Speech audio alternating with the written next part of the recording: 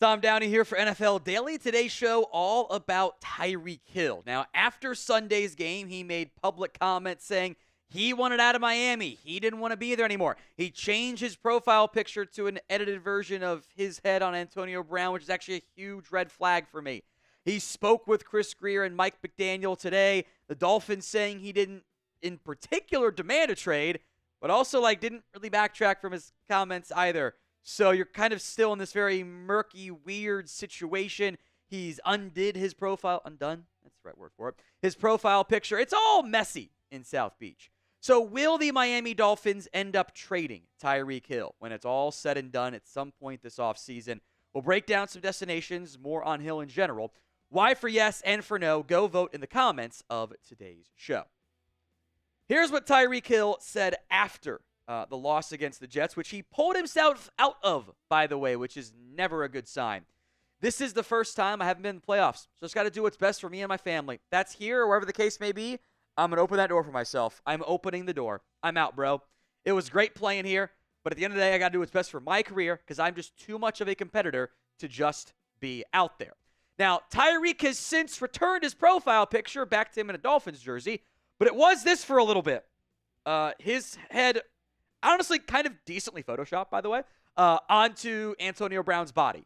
That's not a good thing, by the way, because that was when Antonio Brown deuced off the field mid-game and then never played again, which was a whole mess of another thing there. Hill did not have a great year this year. And a lot of receivers, the very best, they have diva tendencies.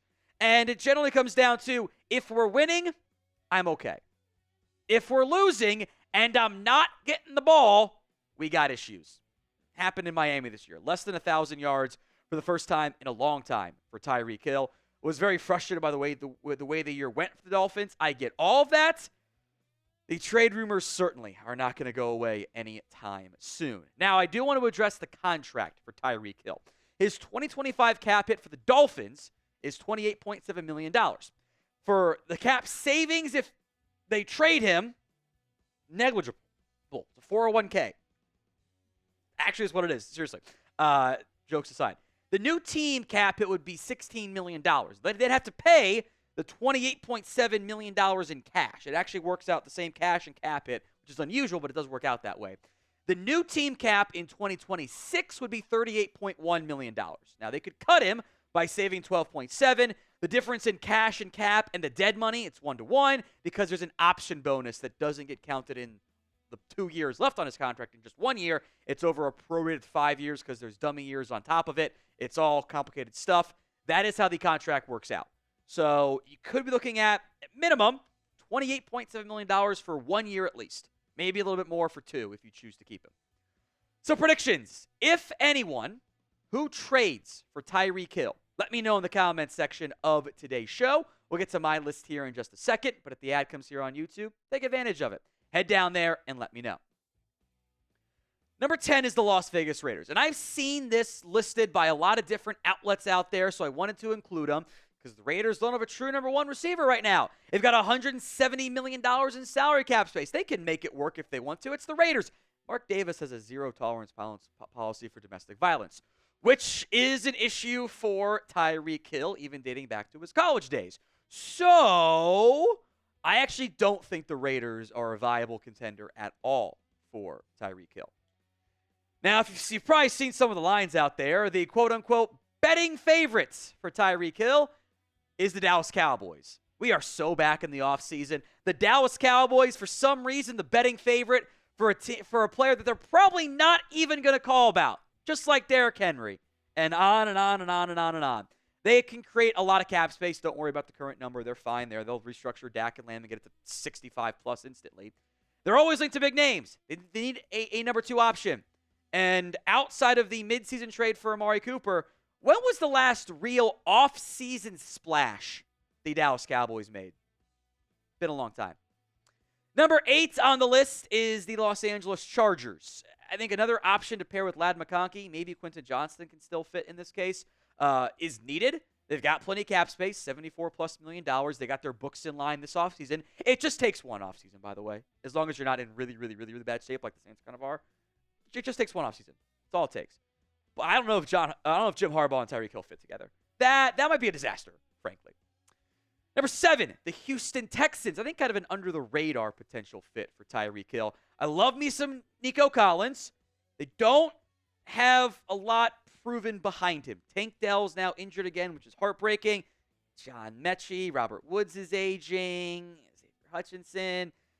Stephon Diggs is a free agent. They are still benefiting from the rookie quarterback contract, although they did make a lot of moves last offseason to kind of set themselves up for their current window. There might be a little bit less flexibility than some other teams will get to on a rookie quarterback contract. Today's show is made possible by PrizePicks. It is the best place to get real money sports action. With over 10 million members and billions of dollars in awarded winnings, PrizePicks has made daily fantasy sports accessible to all. You pick more or less on at least 2 players for a shot to win up to 1,000 times your cash. Run your game all season long on PrizePicks. It is playoff time, and it's now or never. Don't miss out on the last few weeks of football action with PrizePicks, the best place to win cash while watching the playoffs. That includes the college football playoffs as well. I'm excited for this. We, of course, will be live for this game, by the way. You can ride our PrizePicks slate, my boy Jack Lauderay, Jeremiah Smith, more than receiving yards, Quinn Ewers, less than passing yards, Travion Henderson, more than rushing yards. Download the PrizePicks app today over at prizepicks.com/CLNS. Use code CLNS to get $50 instantly after you play your first $5 lineup. That link will be in the comments section and the description of today's show. That's prizepicks.com/CLNS and use code CLNS. Let's go to number 6. I didn't mean to have the entire AFC West on here. Spoiler alert, you'll see him in a minute, obviously. Denver's number 6. I think Sean Payton would have a lot of success getting the ball to Tyreek Hill. Good offensive coordinator. I think the strengths and weaknesses, the body types, the skill sets of Courtland Sutton and Tyreek Hill are actually a really good pairing. You got the undersized, speedy, dynamic, shifty guy, and Sutton can be more your X receiver, right? The cap space is $54.8 million. I don't hate it, actually, for Denver. Number 5, the Kansas City Chiefs. And this one, is going to generate plenty of attention. There will be a lot of talk about a reunion. I know my boy Tyler Jones on our Chiefs channel has already started this one. The Chiefs, after all, it worked out fine. Worked out great even because they got a good receiver or corner in Trent McDuffie, freed up some cap space in the process to sign to the guys. They still don't really have that number 1 receiver. DeAndre Hopkins is going to be a free agent. Xavier Worthy's still coming along. Marquise Brown has not really done anything with injuries this year, put in a handful of snaps, frankly. They got $20.2 million in cap space. The Chiefs, though, don't spend the same way other teams do. They're okay doing that because they have one of the best defensive coordinators, one of the best head coaches, and quarterbacks. And those 3 things work really, really well together. So what is the percent chance the Chiefs actually bring back Tyreek Hill? Let me know in the comments section of today's show. Number 4, and this is my little dark horse team that I like a lot. I think they're a sneaky fit here. The Green Bay Packers. They have depth at wide receiver. They have players who are pieces, Romeo Doubs and Jaden Reed, and they have Christian Watson. He's now hurt. I don't know when he's going to be healthy. I look at this Packers team and I go, you're missing the dude at wide receiver. Teams just play man against Green Bay because they don't think the Packers should get up. And without Watson, that's always been a huge issue. They don't have enough dudes at wide receiver. Off-field stuff aside, Tyreek Hill is that guy still. I think he can still be a dynamic man beater. And that would open up a range of offensive opportunities they don't really have right now in Green Bay. And they have money, too. $62 million in salary cap space. Number 3, the Washington Commanders. And again, I think this is a logical fit if you trust. There's a lot of trust Tyreek Hill the person stuff going on here, too. Outside of Terry McLaurin, I question if there's a fit. Luke McCaffrey's a tertiary option. Amy Brown, Olamide Zaccheaus dropped a surefire touchdown pass on a trick play last week that made the hard ones. Noah Brown's been banged up.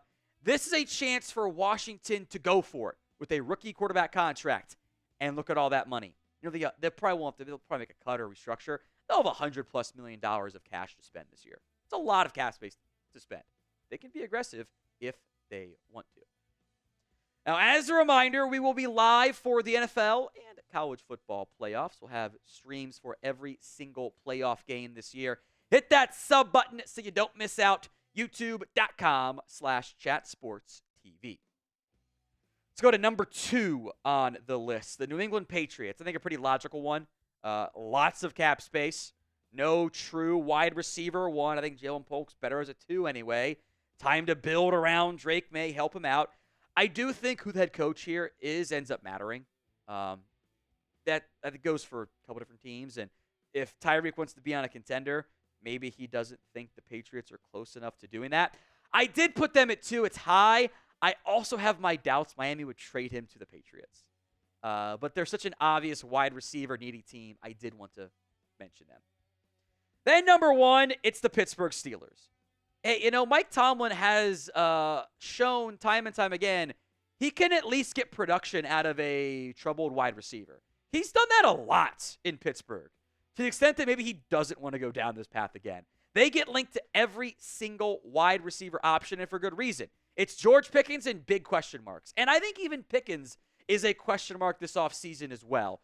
I also don't know if Tyreek Hill and George Pickens in the same locker room is necessarily the best idea.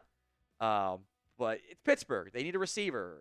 Tomlin can manage Tyreek Hill, whatever troubles he's probably going to run into. And if he can't, then it's over for Tyreek Hill. We kind of saw that in a couple different spots previously. They got the money. Pittsburgh stands out as an obvious fit if, still a big if, Tyreek Hill gets dealt.